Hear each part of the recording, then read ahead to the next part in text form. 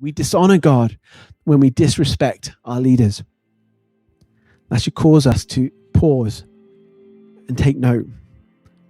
When we disrespect our bosses or our parents or our pastors or members of parliament or even, dare I say it, our prime minister, it's blasphemy to God. That's a big deal, but it leaves us with a big question, because if we stop there, we miss the fullness of the picture. What do we do if those leaders obviously miss the mark? Can you think of anyone who maybe has missed the mark in that list? Probably, I'd imagine.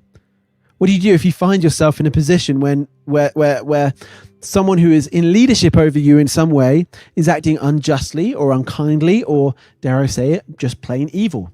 What do you do in those situations? Well, this is a challenge, but it's an important challenge for us.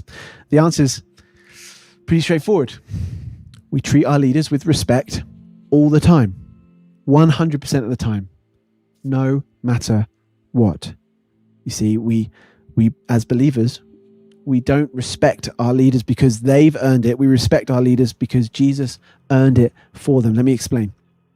Our respect for anyone is the outworking of the gospel. It's the outworking of the good news of Jesus in our lives. It's the overflow of a life utterly transformed by who Jesus is. You see, we show what the Bible describes as all honor, all dignity, all respect to those in leadership because we want God's name and God's teaching to be elevated, not our personal sense of justice. We treat people with respect because whatever they say or do, our ultimate justice and our ultimate freedom is in the saving work of Jesus, the grace of God poured out on us. And if the great God Almighty can treat us with that kind of love, surely we can treat others like that too. It reminds me of the parable of the unmerciful servant. But don't hear what I'm not saying. This is really important. Don't hear what I'm not saying here. We must be respectful to our leaders at all times, but that does not mean that we're not allowed to be honest or disagree or stand up for justice. We can, and of course we should. Now, it's important. I think sometimes we make this a false dichotomy. We make it a black and white that doesn't exist.